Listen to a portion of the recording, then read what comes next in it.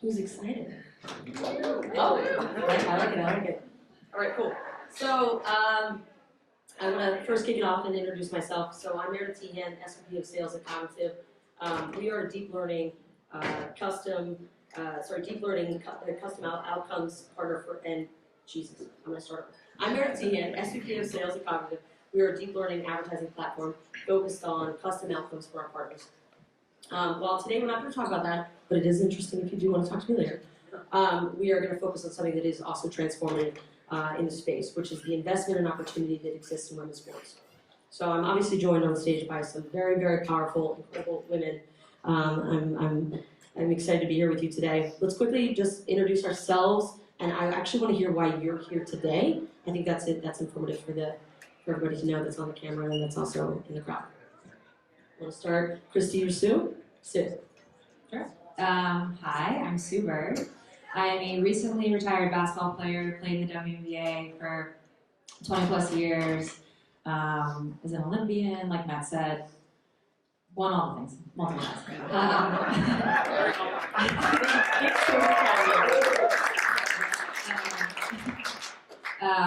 Now in my new retired life, my passion for women's sports obviously didn't stop. So I'm just finding ways to create change, but also shed light on things, whether it's being a founder of Together, a media company, being a part of a production company with Touch More, and now entering Deep Blue Sports and Entertainment. Yes, as a strategist, but Laura and I like to joke, it's really just being a point guard in a lot of ways, and that was my position, and I'm able to bring that experience to this new experience and just share what I've learned through my playing career and kind of connect some dots. So that's what I'm doing here.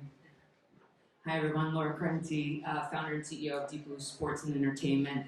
Thank you to Brand Innovators for having us. We're very excited for this talk today. We're here because we thought it was important to bring the women's sports conversation to the big game. We believe, compliments of Together, by the way, you can't get this shirt, but pre-orders are available now on together.com. But we really believe that, we've been hitting this drum for quite a bit. Women's sports isn't just having a moment, it is the moment. And we are here to have a conversation about a lot of the systemic changes that we believe the industry needs to really power forward what Sue and so many legends that have come before have really paved the path for. Now we need to put the commercial infrastructure around it to meet what is undoubtedly a mass consumer moment. Ratings and attendance records are being broken seemingly on a daily basis. We're going to talk a little bit about that today. We're just appreciative to be here and have the conversation and ultimately bring women's sports into this space. Well, thank you. Hello, everyone. Kristyn Cook. I'm the Chief Agency Sales and Marketing Officer for State Farm. I have the longest title ever, but very proud of it. I'm here because way back when I was a young girl looking up and loved basketball, turned that into a passion, and found myself playing at Syracuse University. And I think about all the things that I learned around leadership and who I was. And that has translated through my life. And I think sports is such a great teacher for so many of us. And so at State Farm, I have the privilege of not just leading a world-class marketing team, Matt's here, but also our partners here that are also as well. But I also have responsibilities for the sales force. So 19,000 plus State Farm agents that live, work, and play in our local communities. And we're very fortunate because we get the opportunity to turn the iconic phrase, like a good neighbor, State Farm is there, into action. And I like to say that we've been part of sports and supporting sports before women's sports, actually, before it was cool, for 20 plus years in particular. And I think it's an opportunity to certainly meet the moment. We think we're uniquely positioned, but rising tides need to lift all boats. And so I think we need to be here talking about it, whether it's the Super Bowl or whatnot. It needs to be in the narrative, and I think we all need to join in together and support it. I'm just disappointed you didn't sing the jingle. Not today. Maybe later. All right, so I want to kick it off, and by noting that historically, women's sports is 4% of total media coverage. Of course, that stat is absolutely devastating, disappointing, but that number is improving, in part because of the growth of streaming and social media. It sits about 15% now. That's exciting. It's growing. But we are in here, in part, to reassess the perspective around women's sports and to gain a deeper understanding of how women athletes influence brands and fans. And I think, from there's the commercial partners who have the opportunity to embrace a value proposition that aligns investment to impact.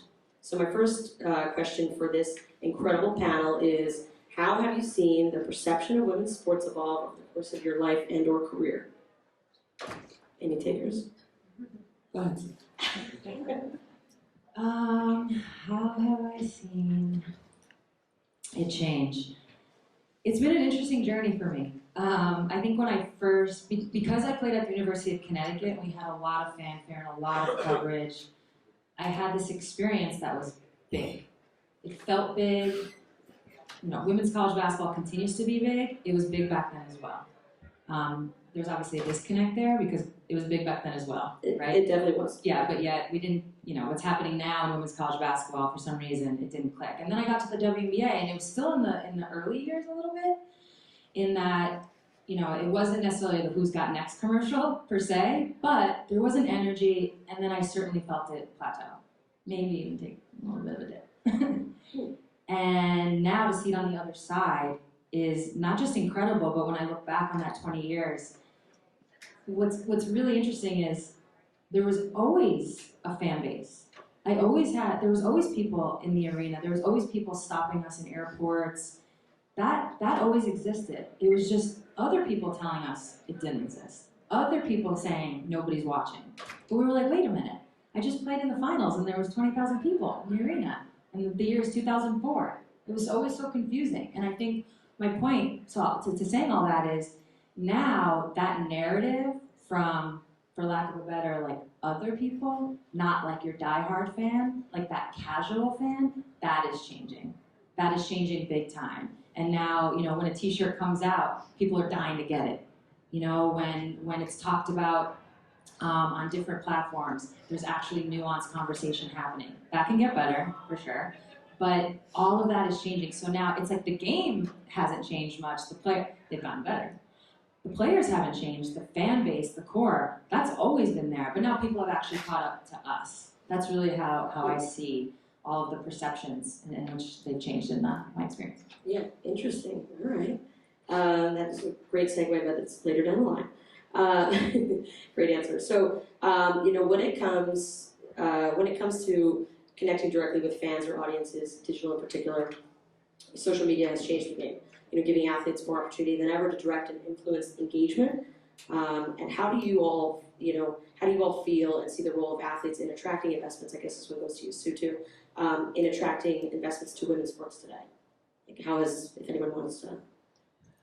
I can speak to it from a brand standpoint in terms of how we think about it. And so when you think about our why, we want to reflect the diversity of customers that we serve. And so for us, it's partly the right thing to do. And what we have found is that it also delivers business value. When you look at the data in particular, female athletes in particular have a loyal and strong and balanced following. When you look at fans in general, they're very digitally savvy. And so that's something that we are very interested in from an audience standpoint. And then you see the hockey stick growth of the leagues in particular.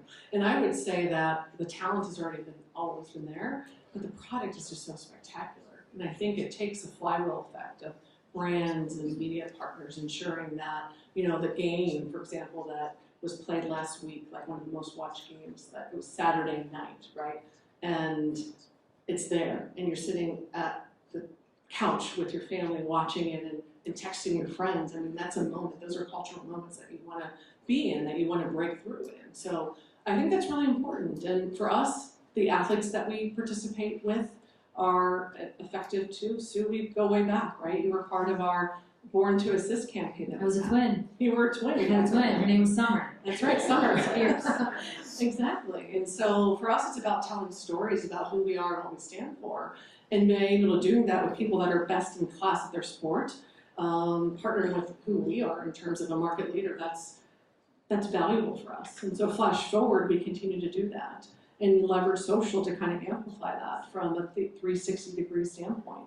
And so we work with the WNBA very closely. This year in particular, we've had Kelsey Plum, John Paul Jones. We also focus on women in sports too, so Carissa Thompson and Malika Andrews and others. And we're putting them out there on platforms, but we're also leveraging it from a social standpoint too. So I think it's all the way around. It's creating that ecosystem, that flywheel, but it takes all of us to make that happen. And I would just add to that too, Meredith. I think what's really interesting is like there's a long-standing joke in the, I would say the core of women's sports fans that like they're the most digitally savvy because you have to go behind like 10 paywalls to watch a game. And even when you get there, the infrastructure not really set up for the best experience. So what we're also really talking about, and Sue's alluding to, is we know the fan base is there, but it's been seemingly difficult to engage the casual fan because the discovery and availability and access to women's sports, let's be honest, you talk about 15%, and that's not making me excited about making an investment decision. And so that's why we're developing a company to really get in and around and put pressure on the networks to say, this is not an or conversation, this is an and conversation. So that's like the media system. And then, as Kristyn's talking about social amplification, in addition to that obviously being important to help scale and connect in the real-time aspects of media and cultural moments, there's also the reality that we have an entire fan base in Gen Z that isn't watching full games. They're watching clips and they're watching highlights. So just this past week, you talk about 1.58 million people tuned in to watch Caitlin Clark and Iowa play this past weekend, and State Farm unlocked the Caitlin Cam on TikTok exclusively, where this camera was set up. Obviously she's within reach now of a really significant record. I think it's 39 points away. And we're curious to know, and this is a question for Fox, what was the deduplication from linear broadcast to new fans engaging on TikTok? So these are the systems that we're talking about in terms of finding new access points in addition to making it available to the masses. I mean, you answered 3 of my questions. That is all very true. We're moving. We're moving through. All right, so we were just going to get into State Farm and your investment, Kristyn. You've always had 2 decades of investing in women's sports, and what drove that early buy-in? 20 years ago when it wasn't as popular, and there was a perceived risk, if you will, because of the audience, and I think that's a misconception, of course. But so what drove that, and then beyond that, like how has that shaped your strategic platform moving forward? I think when you think about insurance in our company, we're in the risk business, so that's not new to us. And so I think we pride ourselves on wanting to be synonymous with sports and looking at our investment in terms of how do we move at the pace of culture? How do we break through to consumers in a very noisy, competitive category that's ours? And so we've done that through stanchions, being on sidelines, buildings, and partnering with phenomenal talent that can help us tell stories. And so when you think about that, we've long had partnerships with leagues, for example, we're the official auto and home insurer of the NBA. And when you think about the outset of the WNBA, it just made sense for us. It wasn't even a question. Of course we need to lean in. Of course we need to reflect the diversity of customers that we serve. Of course we need to be part of the ultimate, protagonist to basically put this out there. And so I think sometimes we don't necessarily always look for it in terms of like, what's the outcomes today, but it's about what it could be tomorrow. And to ensure that we're the ones that are market makers relative to that. And I think when you flash forward, that relationship has continued to be very strong. That's led into other things as well. A couple of things I'm really proud of in terms of your push too, working with networks. We've partnered with ESPN in particular to have 5 women's basketball college game days where we're shining light on that, the excitement that's out there. We're bringing that to the women's game too, rightly so, given the popularity. Another example is with the World Cup early last year, or late in the fall last year. Instead of making hero creative, we decided to partner with The Athletic and say, what do you need? And they said we want to send more reporters to ensure coverage. And we said, well, then we're going to help do that. We're going to fund more journalists to go out and tell stories.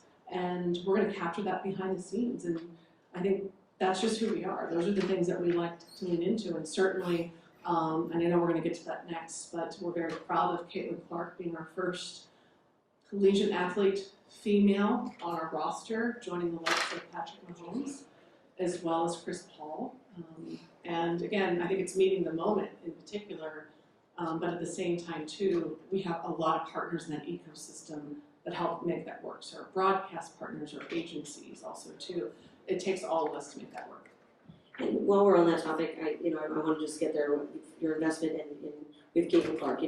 What was the catalyst for that? And can you tell us a little bit about everybody, what the process is engaging with her and how that, how she came to be? Well, first of all, what I love is I've built a relationship with her, and I actually had mentioned that we're going to be here, and I took a screenshot to say who was on stage with, and she said, "Super goat." And so, Trained her well. I think it's amazing. I started earlier by talking about being a good neighbor, and she exemplifies that. It's her hard work, her commitment to excellence, giving back. I remember at the end of the tournament, and I was watching the post-game interview when they lost, and it was incredibly emotional. And there was something that stuck out to me at the end, and we were considering that. We were working with our partners at Optimum Sports, and we were considering should we. And she said something at the end that just put it over, the line for me. She said, "I want to make an impact on young girls. I used to be that young girl, and I want people to know that you can dream as big as you want, and one day you may have a moment like this." And I said, that is who we need to partner with. And so since then, we've done things, of course, sponsoring Crossover at Kinnick, where they set the record for the largest attendance in women's basketball. We featured her in our commercials.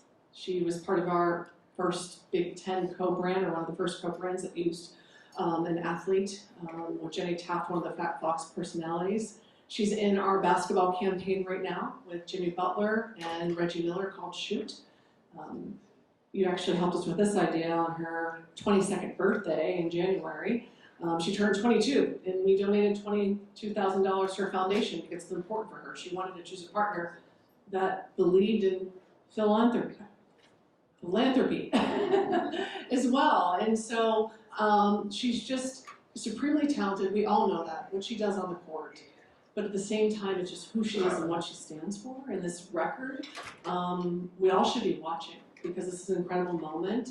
We love how we leaned in with the trackers telling the networks that we need to cover this at the end of the day. And so again, it just creates this flywheel effect. And she's changing the game, and we're glad to be a part of it. Yeah, amazing. I think it's really important for everyone to understand the value that comes to your brand from taking an investment, with Caitlin. So if you can, really quick, I know you've been on the mic here a lot with this, Kristyn, but how do you measure the success that you felt from her being a part, the partnership that you have? Is there a way, and is there something you can help define for the audience and the viewers that they can understand? I think there's a lot of ways. I think, we're in the process of working through that right now. I think there's certainly, your brand metrics that you look at. I think the presence on social in particular, we're monitoring that. We're monitoring the performance of the creative, of course, also. But I think it's so early right now for us to say, outside of kind of the positive sentiment. Sure. We really want to understand attribution because that's what we're after at the end of the day. And so I think we'll learn more as we go. But I think early on, it can't hurt. Yeah, signals are part of good. this historic moment. Yeah. And so we know the data will follow, and we're trying to be smart in terms of how we're leveraging her, because it has to be authentic for her, and it has to be authentic for us at the end of the day. Yeah. And so I think as we go in terms of the road to the tournament and beyond, we're looking for ways that not only can help lift up the sport, but I think help people to understand that, we're there at the table too, lifting up women's sports too. Yeah, and so one thing that's come up just briefly on so far since we've been up here is accessibility. So Sue, this one's for you. Having obviously picked the highest levels, being as accomplished as you are, how important is the engagement to the growth of women's sports, engaging a new fan base and reaching out? How important do you think that is? I think that's important to any business, and that's what sports leagues are, businesses. The thing that I love about, for me personally, where the WNBA was, where it is now, but even the NWSL, really all women's sports, when you lean into the authenticity, you see it come back 2, 3, 4, 5-fold. And I think the WNBA, sadly, is an example of what happens when you don't lean into that. when you try to market in a way that isn't authentic to the athlete or to the league itself. It doesn't matter because as humans, like, we can see when something feels weird. Like, oh, and I mean, I like to use myself as an example. Sadly, if you Google me, you can see a lot of uncomfortable pictures. But the truth is, when you are leaning into that authenticity, that's where new fans come in. And just something I randomly was thinking about listening to you talk, Kristyn, it's like, we need to move women's sports, and it's happening out of this like charitable box check and into, oh, this is a really good business investment. But at the same time, there is an impact play. And that's okay. Listen, I sit down with my own private, like, personal financial advisor, and we talk about, you know, the money I have and where I want to place it, and all we talk about is impact investing. That's all we talk about. Like, that doesn't mean charity. It means how do I want to, you know, use my money in a smart way that's going to have an impact. And to me, that's what women's sports is right now. And then you add on the fact that our fans are incredibly engaged. Yeah, engaged and And then well. for brands, that's just like, you're not going to have the park. Yeah, awesome. All right, this one's for you, Laura. So what do you think, as we switch gears here, is missing from the ad industry and our media marketplace, right, to further support women's sports? And do you have any recommendations for increased awareness, investment? I have so many. Great. So, you know, when we first started concepting what Deep Blue was really going to lean in heavily, I've been in the ad business as a media buyer for over 20 years now, and really like focusing on the systems, because we know the fans are there, we know the product is incredible, but for some reason the consumer demand was not meeting the commercial investment. And as a buyer, when you look at how our ad business is designed, it is not designed to support women's sports in its current stage. And let me take you through this exercise to really illustrate that. If you're sitting within a holding company and you're responsible, right, for tens, if not hundreds of millions of dollars in investment, and you know, you're largely tasked in many instances with driving reach and finding efficiencies, I can tell you what's not going to deliver on that in its current state as a result of visibility, access, exposure, etc. Women's sports. And so we've inherently said, okay, if you have $1 to spend, and we've got, you know, Thursday night football versus the WNBA playoffs, I don't have to justify the Thursday night football decision 9 times out of 10. There may be some people have thoughts on that, but realistically, I have to make the business case for this thing over here. And the media industry has inherently made it, on the media side, an or, as opposed to an and. There is so much research that has been, you know, exhaustive now on, and Sue was just alluding to this, what women's sports fans deliver on. Plenty of stats will tell you women's sports fans 2 to 3x that of general sports fans across every brand metric you could possibly imagine.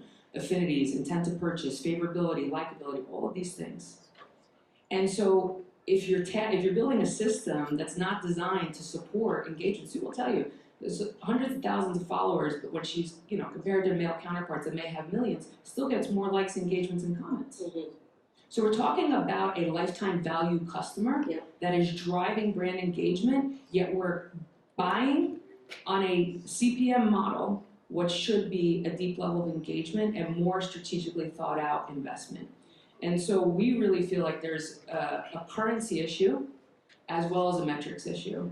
And I just want to go one step further because we talked about that 15% number. I've had a number of conversations with executives interested in the space. I don't know about you as business people, when I hear, oh, women's sports 15%, it's not really making me get out of bed and say, oh, that's a big number, we got a lot of exposure. The conversation that we're interested in is that 45% of girls dropping out of sports by the age of 14 due to body confidence issues, amongst a number of other reasons, recently reported by Devin Nanke last year. Yet you go and this is what Kristyn's talking about, we're all, well, professional, but collegiate athletes, that are now sitting in all of us in the C-suite. 90% of women in the C-suite have played sports at some point in their life. Over 50% of those women have played at the collegiate levels. The number we're interested in is what is that disparity of drop-off of 45% to 90%.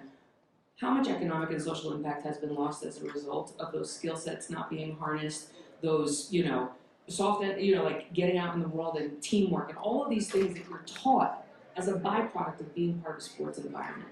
So we're maniacally focused on figuring out what is the GDP that has been missed of women's sports over the last however many decades, and what is the potential. And we're placing our bet on the potential. Yeah, wow. Very informative. I feel like we could stay on it for days, but we can't.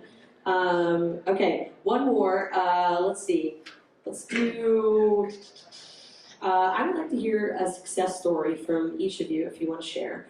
Sharing a success story about an example where strategic investment contributed to some sort of growth or outcome for your team. It could be a sponsorship for you, Kristyn. It could be anything for you, obviously, Sue.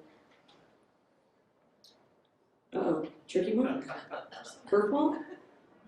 I mean, look, the fact that Deep Blue just exists, right? The Yeah. fact that we're building a company that's focused on women's sports and that we're getting attention in a way that we're not having a charity check conversation. You can't build a business off of charity checks. We're treating it as a growth market, as an asset class that you can actually invest in and make return. We really believe that women's sports is one of the last remaining live entertainment environments that can do one thing men's sports can't, and that's get bigger. Women's sports expected to cross $1 billion in revenue in 2024, yet men's sports collects $500 billion in revenue. We got a long way to go. Yeah. So that's the potential we're betting on. Lots of opportunity. Yeah, I think it just comes down to, I'm not gonna pinpoint just one in particular, but I think the key is that for us, this isn't new. And so I think we have a responsibility though, because we feel like we're uniquely positioned. And I think one of the things that I've seen in particular is not just the external environment as it shifts, but when we think about the culture of our company in particular and the pride that has come out relative to how we continue to lean in and decisions that we've made, like Caitlin Clark. When I get notes from State Farm agents who say, I'm so proud because my daughter, she's so excited now and she's watching the games and she's like, wow, we're part of this too. And so I think there's not just the societal impact too, but I think the cultural components of what can happen, within the company. I've been very proud to see that our people are proud. They're proud of who we are and what we stand for and what we do. And I think as we look at this space in particular and where we're innovating and partnering with you all to kind of figure out, what's next? Where do we need to lean in next? Because, when the WNBA came to us and said, we are going to be on ION and this is how we're going to expand, we said, we're going to be your first title sponsor, again, for WNBA Friday night. Same thing with Overtime in particular. We are working with Overtime Elite. It turned into Overtime Select for young girls playing basketball. Do you mind telling everyone what Overtime is, just so they're aware? Okay.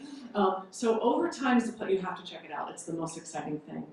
Overtime started as a platform where you essentially connect with the Gen Z audience, largely multicultural, in terms of the fandom of watching sports. And it started as a platform. It turned into a league, 16 to 24-year-olds. And it's about player development, it's about education, but then also giving them platform and exposure. And it's incredible. And most recently in 24, they also launched a league for young women too. And so we're the title sponsor for both. It enables us to have strong partnerships too with the NCAA, in terms of the feeder systems, the NBA too in terms of telling stories. It's just a great opportunity, and so we're really proud of it. And it's a rocket ship right now in terms of just usage and engagement, and we find a lot of value in it. Amazing, yeah. So my answer in terms of success stories is actually women's sports. And this is what I mean. The entire landscape. You would say now, it's quick. Everyone's quick to say it's growing, it's thriving, it's the moment.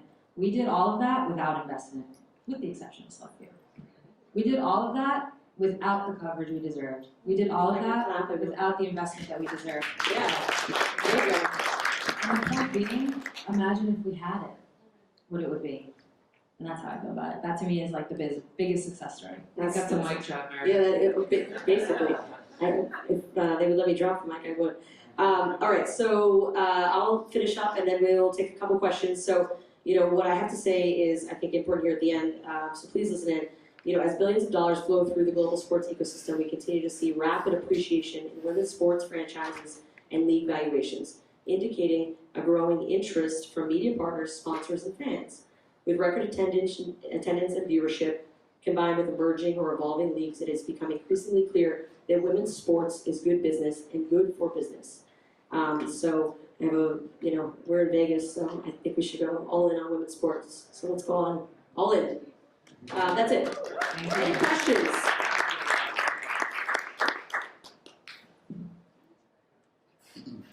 Hi ladies, my name is Cognitiv Mitchell. I am co-founder and spokesperson for Innovators, which specializes in name, image, and likeness endorsement deals for our agency, we're everything. We love college athletics. So, I have a question for you, and I've had this written down for a couple of days, knowing that I was going to get the opportunity to hopefully speak with each and every one of you. In what ways do you believe sports marketing strategies can be tailored to better resonate with female audiences? And what innovative approaches have you found effective in engaging this demographic within the realm of sports marketing? I would say just a couple things. I know that we've talked a lot about women's sports, and I think it's important, but I think you got to talk about it sports in general. And the day that we don't have to say women's sports, where it just becomes ubiquitous with just a great product that fuels emotion, that helps brands, meet moments at the pace of culture. I think that's when we arrive, but we have to talk about women's sports. I think when you think about even the NFL in particular, and the space that we play in there too, a huge number of fans are females as well. So I think it's not an or. I try to be careful in terms of like, hey, our women's sports strategies over here, and then, we support Patrick Mahomes over here. I think the degree that we can bring that together synergistically is really important. That's why we put Caitlin in our basketball campaign. Certainly there's a lot of time to do stuff just with her in particular, and we have. But why not put her in with Jimmy Butler and Reggie Miller? Because we feel like she can carry her home too. In fact, she's probably carrying the day anyway, and that just because of her popularity right now. So I think for us, it's just sports in general and what that means in terms of bringing family, friends, and good neighbors together. But at the same time, I think it's just all across sports and how we can kind of integrate and intersect that and not just follow a formula at the end of the day. And there's also there's a really interesting, hypothesis that, we need more data against, but women inherently make more social content than men. And so we're watching some of the signals that will indicate that the next generation is going to be more likely to follow these female players in a capacity that we've never known through their collegiate and into their professional careers as a result of social media. Yes, TikTok dances and all the things, but we think this showcase and this direct-to-consumer access and that inclination to make more will unlock a whole new type of fan base that wasn't available or accessible pre-social media. So it's something we're watching, and the data is still, early on, but it's something that I think is a really strong signal to pay attention to. I think the only thing I would add is the community piece of it, right? Like sports, it's fans, it's pre-gaming, it's tailgating, it's coming together. I remember when the Seattle Sounders, or when I first was out in Seattle, and they're incredibly big, incredibly popular. I went to a game with a friend, and it was like all these people wearing the scarves and all the things. I was like, this is amazing. Like 30,000 people to watch an MLS game. But by the way, just to give you probably 20 years ago, so a long time ago. And then we got to the game, and I just noticed everyone around me was like, oh my God, they don't know the rules. I was like, nobody has any idea what's going on the field. And I was like, oh, community. Oh, and I think it's misleading to say that women don't want that same community. We see it with men it's in our lives, whether we turn on TV or we see it at a bar, whatever the case. I think women want that community too, and they don't always know that they're going to find it in women's sports. Something I've noticed. Thank you. That's mic drop. Wow.